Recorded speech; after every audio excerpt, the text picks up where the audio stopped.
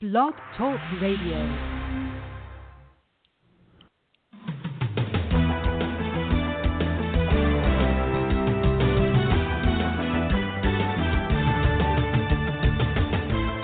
Fulfill Radio, a voice you can trust. Broadcasting live presents Two Guys and a Bible with Don Preston and William Bell. Join us each week at 7 p.m. Eastern, 6 p.m. Central as we bring you exciting, sound, challenging, and comforting messages regarding the end times. Thank you for tuning in today. Don Preston is the founder of Preterist Research Institute, or PRI. Don is a prolific author, having written and published 19 books, a host of audio and DVD studies, and is a debater and defender of the full preterist view. His websites are BibleProphecy.com, Eschatology.org, and DonKPreston.com. William Bell is the founder of AllThingsFulfilled.com Ministries and has a website bearing the same name, and has authored 3 books, audios, and DVDs. He has published hundreds of articles and recordings. And now, ladies and gentlemen, welcome to Two Guys and a Bible broadcast with Don Preston and William Bell.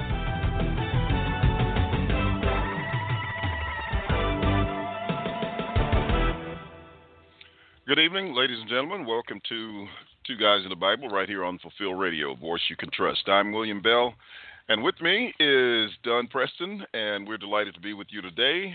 Don, how are you, and how are things going with Lance and with your wife? Well, it is great, as always, to be here with you, William, and things with the wife are looking up. She is... she's trying to prepare herself to start some treatments over the next couple of weeks. We're a little bit apprehensive about that. The good thing about it is that it's going to be a greatly reduced dosage. There's not going to be any chemotherapy. We had already made up our mind. She had made up her mind that there was not going to be any. There was not going to be any consent to take chemotherapy. I mean, that stuff is just pure poison. If the cancer doesn't get you, the chemo does. But anyway, we're just so absolutely thrilled with the Cancer Treatment Center up in Tulsa, Oklahoma. Their regimen is so conservative and yet so effective. And it's just amazing the job that they do. And so over the next little bit, Jan will be beginning a course of treatment that is to ensure that her cancer does not come back. And as far as Lance is concerned, he's still in an awful lot of pain. He seems to be running, perhaps, we don't know for sure, but perhaps a bit of fever. I actually have to go back to Oklahoma City next Monday to take him back to the doctor for a follow-up checkup. His incision looks awfully red, awfully inflamed, and so that's naturally a cause of concern for us.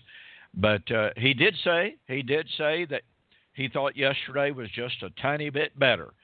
So maybe that's a baby step forward. So we're hoping so. We're ready to get some people healthy, William. I can imagine. Well, I'm glad to hear that he has hope of relief, and hopefully, that's just a little bit of information from, the wound healing and nothing serious, and that he will be okay and on his way to recovery very soon. It's also good to hear about the positive reports concerning Jan, and that things are going well, and certainly good to hear that, you opted for the non-chemo treatment, because I'm kind of with you on those kind of things. I think there are much better ways to deal with that. And, even as I've listened to others who have gotten documented proof for curing cancer and things like that, they certainly didn't use any chemo. So right. It's just seemingly that we just have, a situation where people could be a little bit more creative and put forth a little bit more effort to find some of these means that God has given to us to use to deal with some of the things that affect the body that He created.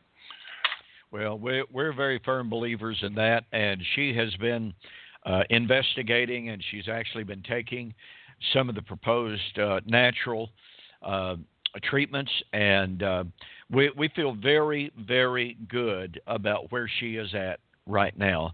And Lord willing, nothing happens. This very conservative treatment that she'll be receiving up there, it's kind of a holistic type of treatment itself as well. And so, like I said, we feel very good about it. We sure do. Well, that's excellent. All right. Well, you and I were kind of talking a little bit about your Mormon experience during that debate and some results from it. So, well, actually, I didn't clarify what I was about to say. This week started off, William, in a way that could not have been better. And, of course, as you know, I get to the office very, very early. And I get there, and there are several phone messages on my phone machine. And I go through them, and there is a message there from a contact, a friend of mine. He was actually at the debate in Alabama back in July with Dr. David Hester. Mm-hmm. And he relayed that he had just found out over the last week or so, I will not tell where he lives, except to say it's a southern state, but he just found out that there are 5 Baptist ministers who are now all full preterists as a direct result of watching my YouTube videos. Well, needless to say, I was just completely blown away with that. So I tried to reach him, but I couldn't reach him Monday, so I got through to him today, and he related the story about how just over the last couple of weeks, he encountered a Baptist minister who actually told him when they were talking, he said, well, how does it feel to be famous? And my friend goes, what are you talking about? I'm not famous. And this minister goes, well, yeah, you were on TV. And he goes, what are you talking about? And he goes, well, you were at that debate in Montgomery, Alabama between David Hester and Don Preston. And he goes, whoa. He said, well, how did you know that? He said, well, because the camera was panning the audience, and lo and behold, there you were. And so my friend goes, okay, were you there, to follow David Hester or Don Preston? And he goes, oh, I believe what Don Preston was saying. He said, I've been watching his videos for over a year. And he said, I'm full preterist. And my friend said that, he had no earthly idea, and he has known this minister from the past, had no earthly idea that he was even open to the subject. And they attended a revival. Another minister that they both knew came in. They got to talking, and I don't even know how it came up now, but this other minister said, oh, well, I'm a full preterist. He said, I've been watching Don Preston's YouTube videos for over 2 years now. And he said, I'm fully convinced. And got to sharing that those 2 ministers know at least 3 other ministers who likewise have been watching my videos and are completely convinced of the truth of covenant eschatology. And so my friend said, I just simply had to call and share with you that news. And I said, well, of course you did. I said, that is absolutely astounding. I said, I had no earthly idea. I said, I don't know that I've ever heard from any of those ministers. And, of course, he didn't give me any names, to be honest about it. But I said, I don't know if I've ever heard from them. So to realize that there are 5 Baptist ministers in 5 different cities in this southern state who have been watching the videos, have been influenced by the videos, is just, it's staggering. It's so exciting. And it gets back to what you and I have said on this program over and over and over again. We do not always know the fruit of our labors. But when we do, it just reveals how incredibly powerful the internet truly is, and the power of the message of the truth continues to reach out and to touch people's hearts, touch people's lives in amazing ways. So that's how my week started out, William. How did yours start out? Well, I mean, it's been good as well. But I just wanted to reflect on this for just a moment. Now, you say 5 Baptist preachers. Now, yes, typically, Baptist preachers have what eschatological paradigm? Dispensational. Absolutely. They're generally dispensationalists. So, I mean, imagine the ripple effect that it's going to have among them over time. And the other thing about it is, sometimes a lot of them are more politically involved than some of us are. And Exactly. And they, operate in circles where they have influence in, on politics. And that what we're dealing with is a worldview. And I was just sharing with someone today about some statements. I'm sure you're familiar with Robert Jeffries, or Jeffress, Oh, yes. not Jeffries, but Jeffress. And the fact that he's got, Donald Trump's ear as far as, the advice that they're giving. And when these guys are dispensational, they get trigger happy, ready to, fire off nuclear bombs at any time. John Hagee is one of them, et cetera, who does the same. And so it's very important that this message is being communicated so that it's getting into these circles where, some people are going to be influenced by this, and eventually we might have some preterists whispering in the ears of the president, and our foreign policy could change. That could be very good for the country if people could even think that far. But, that's where, that's part of where all of this is going. It's just inevitable that when it really takes root and takes hold and starts to sweep the country, and as it is gradually doing so around the world, and there's a lot more that we know about, that we hear about than we actually know about. But, those are just some of the positive things that will result from this in time. But other than that, you're exactly right. I got a call. Go ahead. I'm sorry, I didn't mean to interrupt you there. The point of fact is that my friend was sharing with me that these ministers that he just found out about are part of a larger group of Baptist churches. Yes. And so they will have influence on other ministers within their own circle of influence.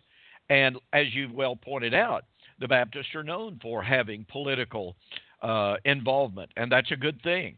So the implications of what we're doing here, as you say, it's a worldview. This is not strictly and solely about did Jesus keep his word.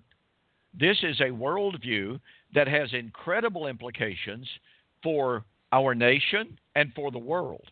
And so when we learn about things like this, it's just incredibly exciting. Yeah, absolutely.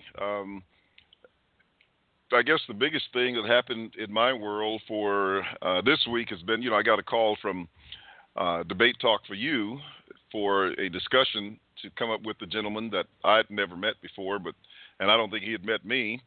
But at any rate, they said he had about, at least he said, he has some 2.7 million listeners to his podcast and videos, et cetera, on a variety of channels. And people welcome the opportunity for us to have a dialogue, discussion, not a debate, but just kind of express why he's a futurist and why I'm a preterist. And so we look forward to that happening in about a little over a month. And awesome.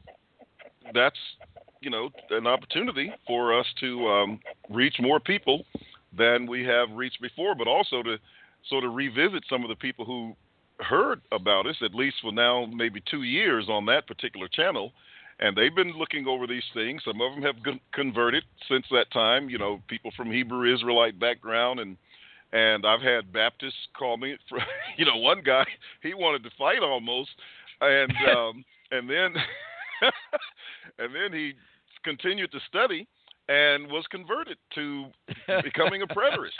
And he is and became very strong advocate. He called me one day. He said, "Look, man, I gotta talk to you."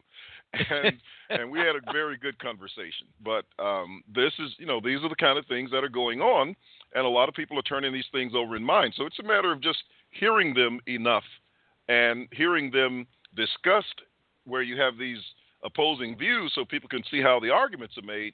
I think it's really having tremendous impact. So congratulations on your debate outcome. And I was sharing with you, this lady from the Mormon debate that you had, who, was on my channel this morning, or this afternoon, earlier this afternoon, on YouTube. And so she let me know. She says, I'm an ex-Mormon. And as a result of Don Preston's debate here. And I said, well, that's great. We're delighted to have you. And, it was just really exciting to just see people coming from all sorts of backgrounds and understanding what we're doing. Absolutely. And she is one very sweet lady. We communicate with each other every once in a while. And I tell you, that experience in Salt Lake City, when I was out there, was quite an adventure. Sean McCraney is the preacher there for that church, and he invited me out there. When he invited me and they advertised it, this gentleman by the name of Jason Wallace contacted me and challenged me to a debate. And as it turns out, according to Sean McCraney, this gentleman perceives himself to be the great debater in Salt Lake City and who knows wherever. And the amazing thing about it is Sean McCraney, as a former Mormon himself, has a ministry outreach to Mormons to try to show to them that Mormonism is not the true religion that it claims to be.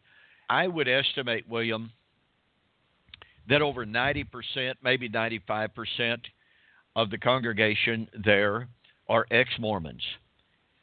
And it was absolutely gut-wrenching, heart-rending to hear the stories of person after person after person of the overt persecution, of the ostracism that they have encountered when they left Mormonism. And it's a totally different world in many, many ways than many of us are used to. And so it was an amazing time out there. I absolutely loved our time together. It was very, very beneficial.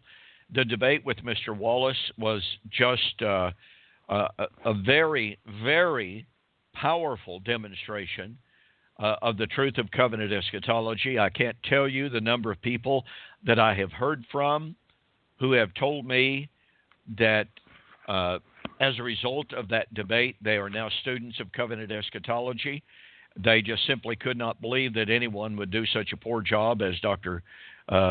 Wallace did. But anyway, it was a great experience, and I'm glad to know that the good lady got a hold of you. Yeah, and just one last comment on that, and I guess we'll move on.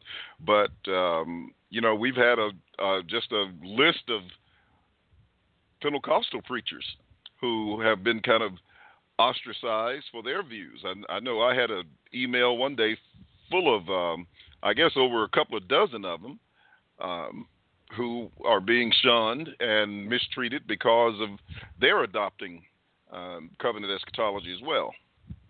Yeah.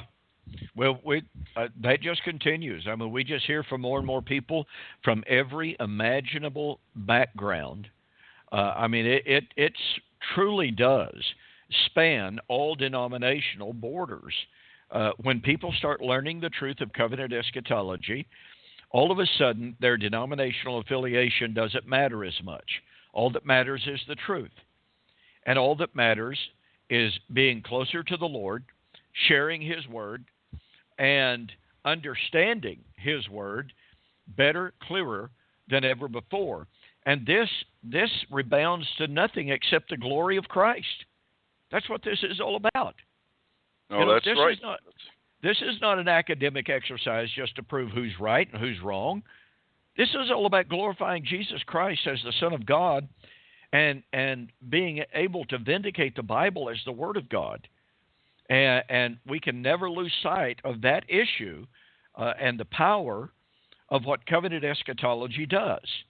You know, I have people all the time accuse me of negating the power of the cross. Well, that's really nothing but a slanderous accusation. But you and I and all of those who believe in the truth of covenant eschatology believe exactly what Paul taught, that Christ was coming to be glorified in his saints. 2 Thessalonians chapter 1, verse 10 to 12. When we proclaim the accomplished work of Christ, the fulfilled parousia, we are proclaiming the glory of Christ. That's right. That's what we're doing. So, anyway, I suppose we better move on. We could both get on our soapbox about that.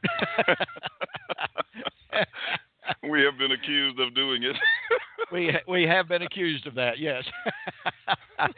Well, William, we began last week examining Brother Mike Benson's presentation at the Power Lectures down there in Mississippi that was held a couple of weeks ago. And he gave a presentation on the parable of Matthew chapter 25 and the 10 virgins, 5 wise and 5 foolish. And we covered a lot of territory last week in our examination and review of his speech. And I want to say again for everyone, if you did not get to listen into last week's program, go ahead and go into the archives of Two Guys and a Bible here on Fulfilled Radio, and be sure to listen to that. I want to say again that Brother Benson came across as a very, very nice guy. I liked his demeanor. I liked his attitude. And so it's just one of those type of things that you can appreciate a person's fervor. You can appreciate their dedication. You can appreciate their position when they have the proper demeanor and the proper attitude. Paul said, a child of God must not strive, but be gentle toward all men, in meekness instructing those who oppose themselves, so that God may grant them repentance. And it behooves all of us to have the right kind of attitude, even in controversy. Now, there are times in the midst of controversy that it calls for strong words. I've had to use some strong words even today when a person on Facebook posted some absolute bald-faced, blatant lies about me. He made the accusation that has accusations against me that have been proven false over and over and over again, but he made them so many times I finally blocked him. Well, today he started making the post again. The posts were passed on to me, and so I just wrote a brief response, and I pointed out, this man is lying about me. There's no other word for it. There's no sense in mincing words about it. He flat out told lies about me. And it's nothing but slander. And so, yes, there are indeed times in which strong words are necessary, appropriate, and helpful.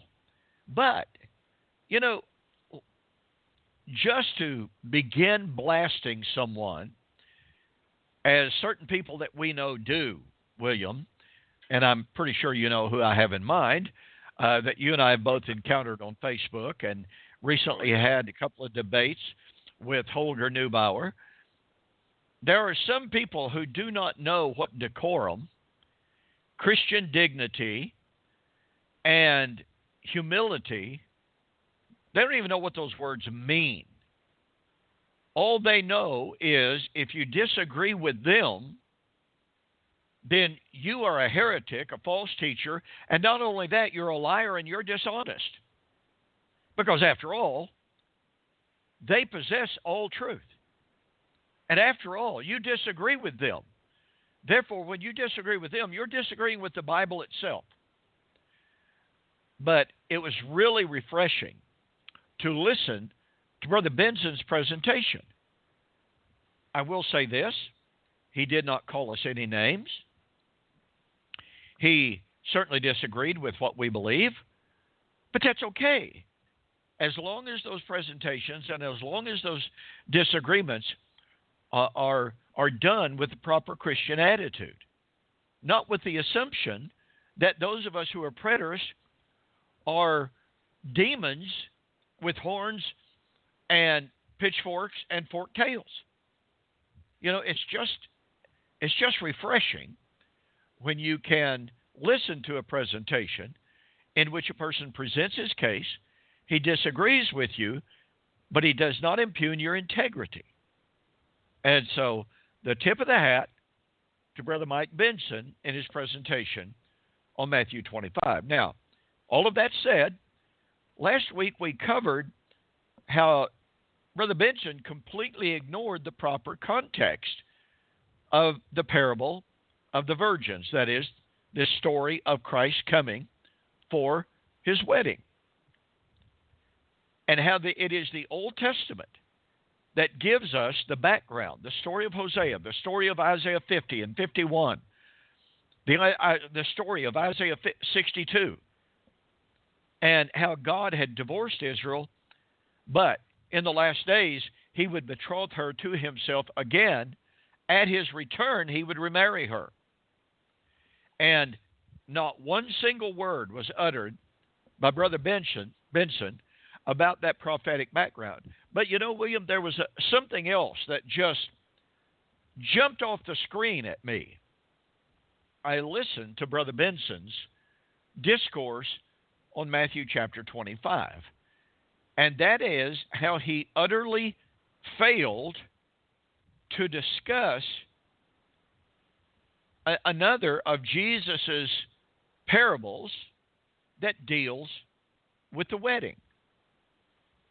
And it is remarkable to me how someone can attempt to claim to have exegeted Matthew chapter 25 and the story of Christ coming for his bride and the 5 foolish virgins, and completely and totally ignore what Jesus had already said about the wedding. And that discourse, that earlier discourse, is found in Matthew chapter 22. Now, again, keep in mind, folks, that we always have to keep in mind that according to Paul, Jesus Christ became a servant to the circumcision to confirm the promises made to the fathers. Romans 15, verse 8. Jesus came to confirm God's Old Covenant promises made to Old Covenant Israel and Jerusalem. That's why he came. And, by the way, he came to confirm the covenant for 1 week. I won't go into that of Daniel chapter 9, but it's very significant here. But the point of it is that Jesus came not to simply set aside God's Old Covenant promises made to Israel and say, well, you know, Israel, you blew it. I'm telling you right now, you blew it. Therefore, I'm going to start all over, and I'm going to establish the church. So we're going to forget about Israel. I'm going to start dealing with the church. There is not one word in all of Jesus' teaching to suggest that. Constantly, throughout his teaching, Jesus reminded his Jewish audience that he came to fulfill. He said in Matthew 5:17, "Do not think that I am come to destroy the law and the prophets. I did not come to destroy, but to fulfill." And yet, to listen to some people, you would think that he did set Israel aside. That's the dispensational view. He set Israel aside because of her unbelief and decided to establish the church instead as plan B. No, that's wrong, folks. There's nothing in Scripture about plan B. The Old Testament prophesied and predicted the establishment of the body of Christ, wherein Jew and Gentile, where all Israel would be restored under the new covenant. The righteous remnant of all Israel would be joined with the Gentiles, with the pagan converts, And together, they would comprise the one new man, the one body of the body of Christ. And so it's important for us to keep this in mind. So when we approach this other parable, when we approach Matthew 25, we absolutely must keep in mind that when Jesus is talking about the wedding, when he's talking about the coming of the Lord for the wedding, folks, that's directly out of Hosea. That's directly out of, as we shall see here in a couple of moments, that's directly out of Isaiah 62. But it's also a direct reflection on Matthew chapter 22. In Matthew 22, Jesus told a parable and said, the kingdom of heaven is like a certain man who made a great wedding feast for his son. And he sent out his servants to call those who had been invited. Now, it's important, folks. It's really important to notice the power of the Greek text here. The power of the Greek text is he sent out his servants to call those who had been invited. Well, that raises the question already, whose wedding is this? Who was invited to the wedding? Well, I would suggest, once again, that we take a real serious look at the prophetic background for this wedding and for Matthew chapter 25. Now, in Isaiah chapter 50, the Lord says, where is the writing of divorcement for your mother? And in Hosea chapter 2, the Lord says, say to her, I am not your husband, you are not my wife. Write a bill against her. Now, that would be a bill of divorcement. And so Yahweh divorced the 10 northern tribes. He would eventually divorce the 2 southern tribes, but he couldn't do that until the Messiah came. But in Isaiah chapter 62, and you know, this whole chapter really is worth reading, but I'll try to skip over and some of it and just hit some of the highlights. But I would point out that even in chapter 61, so let me back up there a little bit. Isaiah chapter 61 is the time in which the Lord said that he would appoint garments of beauty, garments of praise for Zion. He would restore Zion, and he would do so that they might be called the trees of righteousness, the planting of the Lord, that he, that is the Lord, might be glorious. And then in verse 10 of Isaiah 61, he says, Isaiah said, I will greatly rejoice in the Lord. My soul shall be joyful in my God, for he has clothed me with the garments of salvation. He has covered me with the robe of righteousness, as a bridegroom decks himself with ornaments, and as a bride adorns herself with her jewels. So here is Isaiah anticipating the time of the restoration of Zion, the time in which her sorrow would be turned to rejoicing. And it would be the time in which the robe of righteousness would be put on. It would be the time of the bride and the bridegroom.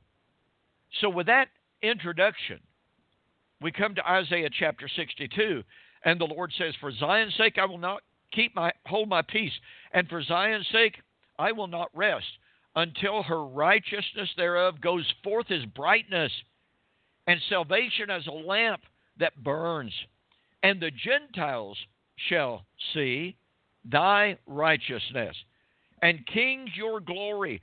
You shall be called by a new name, which the mouth of the Lord shall name. Now, I want to call attention to the fact that the restoration of Zion here is to be equated with the restoration of all 12 tribes.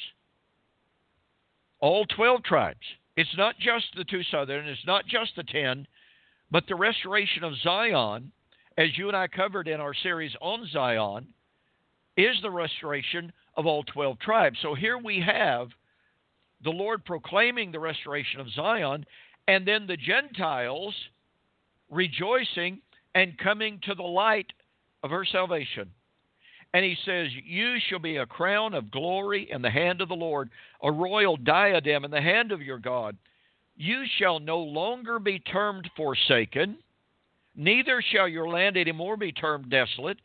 You shall be called Hephzibah, your land Beulah, for the Lord delights in you,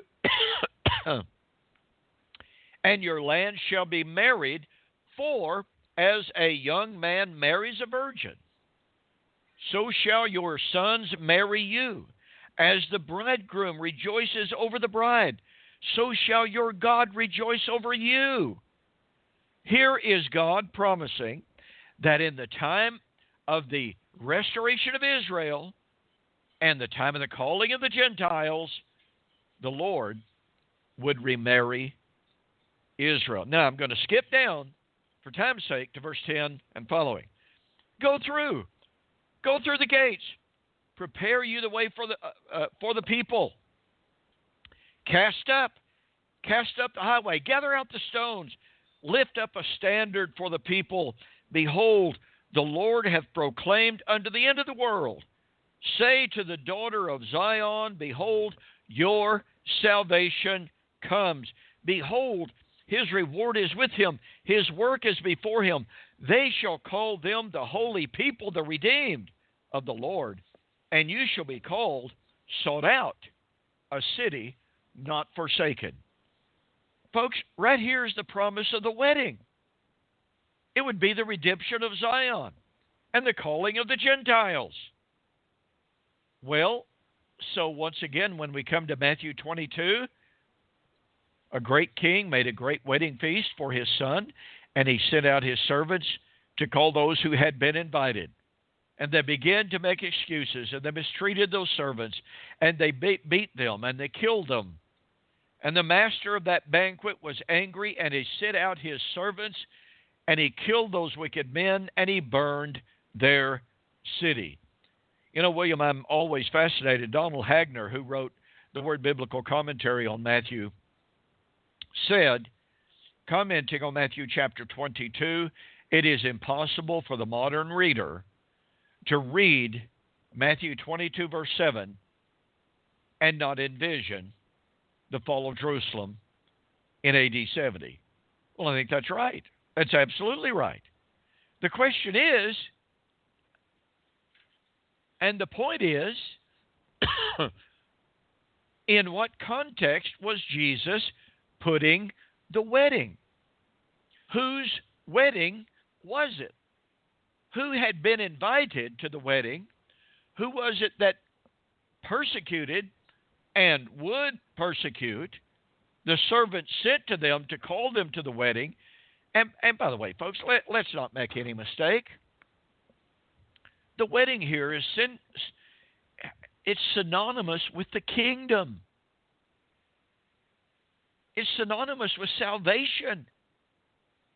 It's synonymous, by the way, with the new covenant.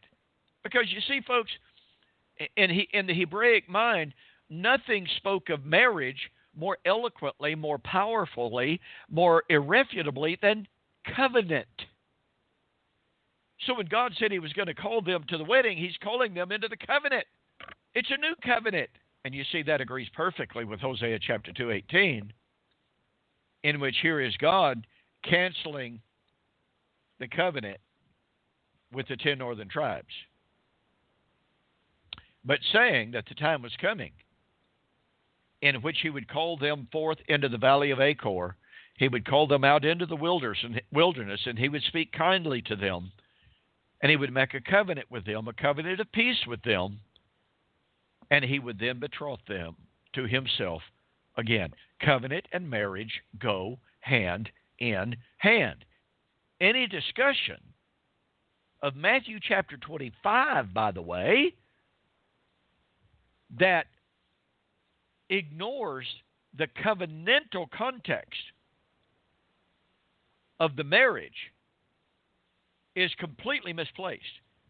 Because in the Jewish betrothal, marriage motif, and theme, that covenant, that marriage covenant, was not consummated.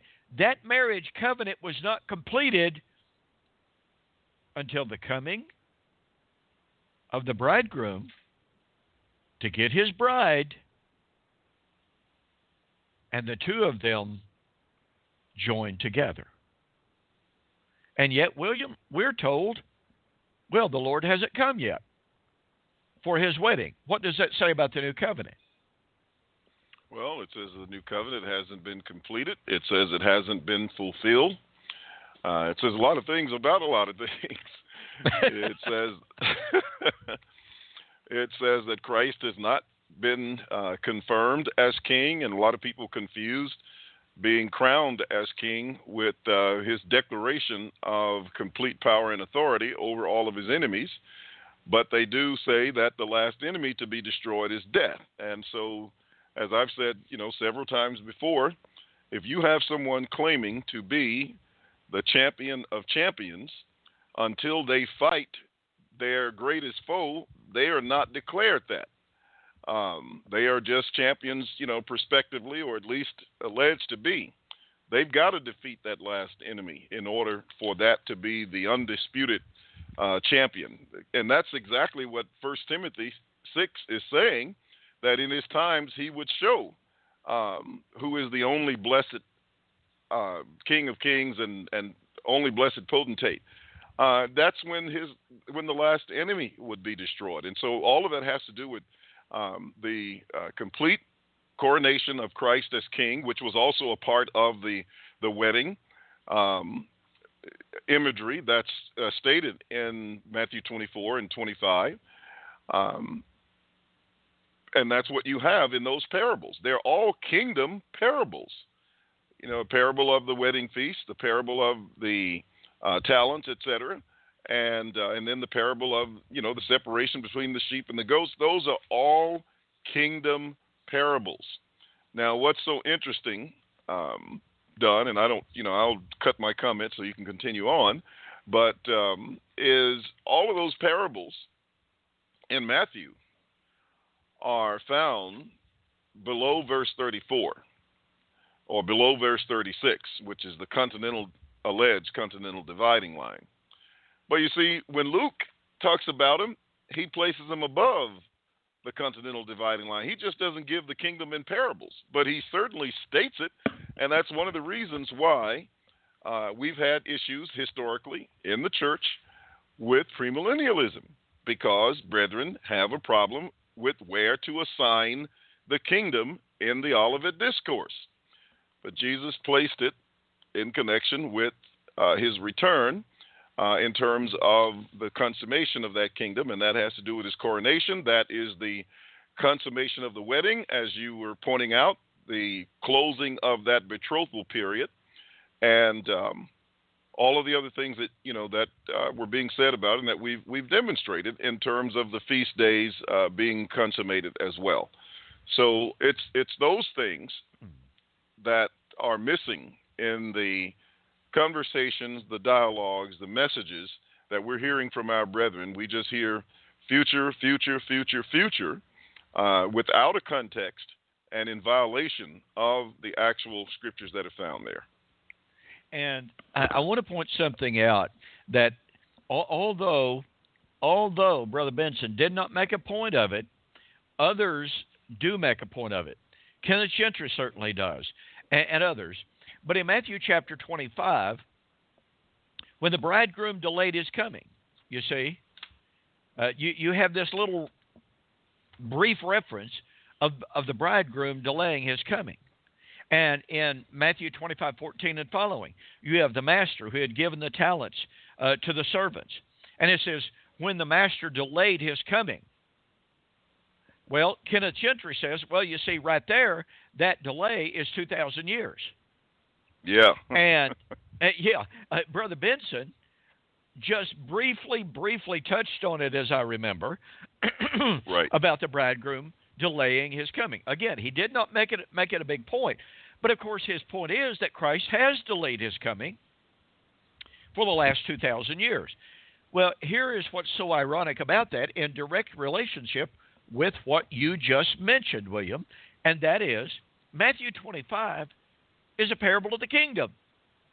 However long you delay the coming of the Lord in Matthew 25, it is that long you delay the arrival of the kingdom. And yet our brethren tell us, oh, no. The kingdom came on Pentecost. The kingdom came with full power and glory on Pentecost. Well, then is that the long delay? It's certainly not the coming of the Lord for his bride. None of them take that position. They take Matthew 25 as the second coming. But that means the kingdom has been delayed now for 2,000 years. And they can say, oh, well, yeah, but this coming of the kingdom, it's not Pentecost. This is the eternal kingdom at the end of time. Although not a word in the text suggests that. All of that has to be directly read into the text because it's not there. And the idea of the end of time, the idea of a literal, visible, bodily coming of Jesus is actually read into the entirety of the Olivet Discourse because, as we pointed out last week, William, as we pointed out repeatedly, there is not one verse in Matthew chapter 24 or 25 that supports the idea of a literal, visible, bodily coming of Jesus at the end of the world, at the end of the time-space continuum.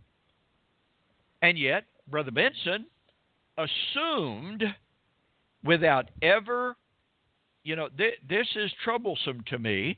I used to do the same thing. Now, make no mistake, I used to do the same thing.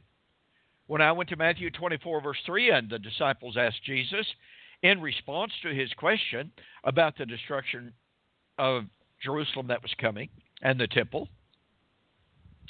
the disciples said, tell us, when shall these things be? What shall be the sign of your coming and the end of the age? Or, good old King James translation, the end of the world. Oh, there you see. There you've got it. That's the coming of the Lord at the end of the world.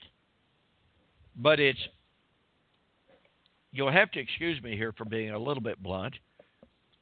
It is poor scholarship. It is very poor exegesis. It is very poor hermeneutic to try to use Matthew chapter 24, verse 3, to speak of a literal, visible, bodily coming of Jesus at the end of time. The word translated world there is aion, which means age. It does not mean time. The disciples were not asking about the end of time. The word aeon does not mean the physical creation. As you pointed out in your review of Drew Leonard and his dichotomization of this age versus the age to come in Matthew as opposed to Luke. And folks, I would encourage you to listen to William Bell's discussion and review of Drew Leonard's attempt to completely and radically change the meaning of this age and the age to come in Matthew versus the definition of this age and the age to come in the book of Luke. That's truly a unique and kind of unprecedented position for someone to take. And it just gets back to the fact of how our brethren and opponents of covenant eschatology are continually coming up with brand spanking new arguments that literally cannot be found in the entire history of interpretation. And it's just amazing, absolutely amazing. So what we're getting at here, folks, is that when we look at Matthew chapter 25 and the parable of the wedding, you absolutely cannot cut it off, for instance, from Matthew 22. Well, once again, where does Jesus place the wedding in Matthew 22? Who did the invitation go to? To Israel. What did Israel do with the invitation? They killed the servants sent to them. What was God's response? He killed those wicked men and destroyed their city. I'm pretty sure, William, nobody wants to take the position that Matthew 22 is about disobedient people being destroyed at the end of time. This is all about the destruction of Jerusalem as a result of persecuting the servants of the Lord sent to them and to Israel to call them to the wedding. This has to do with Romans chapter 10, in which Paul lamented the fact that the gospel had been preached into all of the world, the oikumene, and Israel had not accepted that word. They had rejected that word, and so Paul actually quotes from Isaiah 65, 1 and 2, saying that what was happening in his generation with Israel's rejection of the gospel was in fulfillment of Isaiah 65 that would lead directly to the calling of the Gentiles. That's what's happening in Matthew 22. Okay? In Romans chapter 10, Israel was rejecting the gospel. They were persecuting those who were preaching the gospel to them, so the gospel is going to the Gentiles. Guess what? That's Matthew chapter 22. The gospel inviting Israel into the kingdom. The gospel of the kingdom would be preached in all of the world as a witness to the nations. Then the end would come. Israel rejected that gospel. They persecuted the servants sent to her. And the Lord destroyed those wicked men and burned their city in AD 70. Yeah, let me make a comment on that since you're dealing with that particular point. You know, you've got that parable in Matthew 25. And, you know, if you just think about it, you have the parable. Of course, you could do it with the same one in verses 1 through 12. But, you know, when you get with the parable of the talents, where he goes into a country for a long time. And I suppose that's where they're going to put the delay. I'm sure that's where Kenneth Gentry puts the delay as well. That's exactly where Kenneth Gentry puts it. Yeah. Exactly. Tries to get his post-millennium view in there. At any rate, the point is what brethren have missed on that, and what they continue to miss, is the long time is relative in that text. It's still in the lifetime of the same servants to whom he delivered the talents. And it's the same master who goes into the far country as far as the parable is concerned, if we're going to stay with the terms of the parable. And here's the way the parable starts off. It doesn't say that a man is like the kingdom. As far as the language is concerned, it says the kingdom is like a man traveling into a far country. Now, Don, you and I have traveled across the world, but have you ever gone anywhere and stayed 2,000 years to come back? Thankfully not. Absolutely. So even if it was a long journey, the point is that long journey has to be in perspective to the man who is taking the journey. Now, let's say he was a young man. He's 25 years of age. I could see him taking a journey for 40 years and then coming back. That has happened before. But you don't see him taking a journey for 2,000 years and coming back. That's way beyond the lifetime of a man. So you have to put that long time in perspective. And since these are all kingdom parables talking about the same time, then that means the marriage feast has to be relative and correlative with that. It has to be correlated with that. The same one with parable of the judgment. Else you got one parable, kingdom parable, that's talking about a man's lifetime, and the others are talking about something different. They're not. They're all the same. And so that long period of time is the same thing as like Abraham waiting to have a son. It seemed like a long time, but it was in Abraham's lifetime. And that's how we have to put that in perspective. So from that point of view, it's a short period of time when we talk about ages, etc. but it's a long time when you talk about a person taking a journey. I mean, I went to Nicaragua and we went to Australia for 2 weeks, a little over 2 weeks. That was a long time. It was. To be away it from was. home. Absolutely. But when you put it in perspective, I mean, 2 or 3 weeks is no time compared to 30 or 40 years for the fulfillment of this parable. But that's where we have to place the fulfillment of that parable. And so he comes back to those same servants. It's the same master who left them that comes back to those same servants to take account for what they had. And it's all within all of their lifetimes.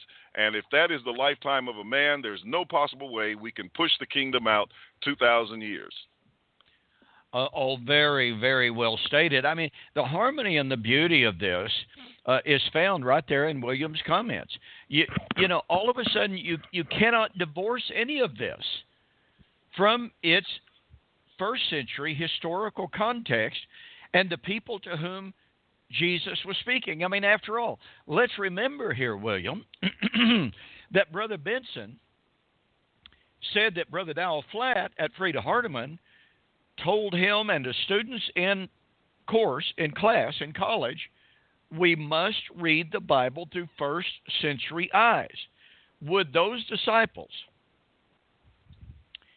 would those Jews listening to Jesus tell that parable of the wedding and the 5 wise, 5 foolish virgins, the coming of the bridegroom, would they have understood Jesus, pardon me, was talking about Jesus' return at the end of time to marry the church that they never even basically heard about before, except back here in Matthew 16, 18 and following for perhaps the very first time? Are we supposed to assume, are we supposed to believe that those disciples do exactly that Jesus was talking about? Again, the marriage of the church having nothing to do with Israel, having absolutely nothing to do with the restoration of Israel, and yet the restoration of Israel through the new covenant, through the remarriage, was the centerpiece of their eschatological hope. And yet we're supposed to believe that when Jesus tells the parable of the 5 wise, 5 foolish virgins, and the coming of the bridegroom for the wedding, the disciples completely set aside their eschatological hope of the restoration of Israel, completely set aside and ignored their ideas about the return of God for the wedding and the establishment of the kingdom of Messiah in the last days. Well, wait a minute. Isn't he talking about what would happen in the last days in Matthew 25? Well, our brethren sure say that he was. Okay. So in the last days, God was going to remarry Israel. Matthew 25 is the wedding. And yet again, Jesus' Jewish audience is supposed to be thinking about the last days of the Christian age, not the last days of Israel. I mean, it causes us to be incredulous, truly, when we think about the Jewish audience, the very first century Jewish audience. That again, let me reiterate here. Brother Benson says we have to read the Bible through first century eyes. Okay. First century eyes do not suggest that Jesus was talking about, or that his Jewish audience would understand that he's talking about the divorcement of Israel, the establishment of the church, and Jesus is coming at the end of time to marry the church after a 2,000-year betrothal. I mean, my goodness gracious. Where did they get those ideas? Where would they have gotten those ideas?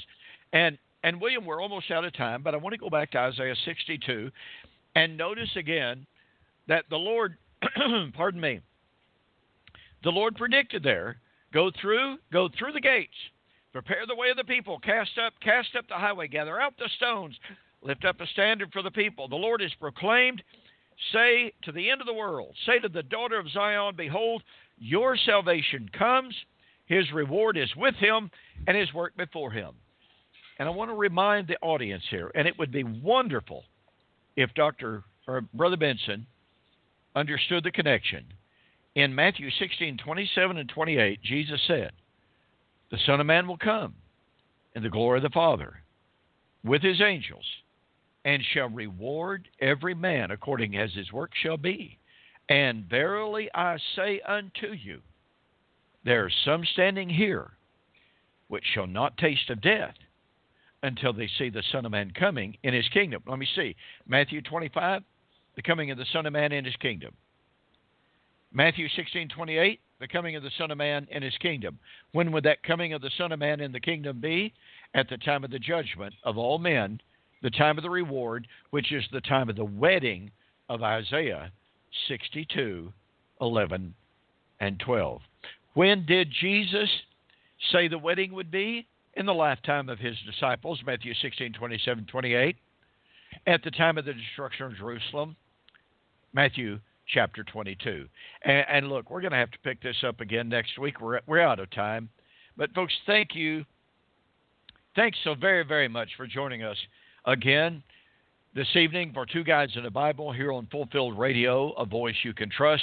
We truly appreciate you being with us. And with that, we will say good night and God bless. Thank you for joining the Two Guys in the Bible radio broadcast. On behalf of Dunn Preston and myself, we'd like to say have a very pleasant day and may God bless. Until next time, we'll see you on Fulfill Radio, a voice you can trust.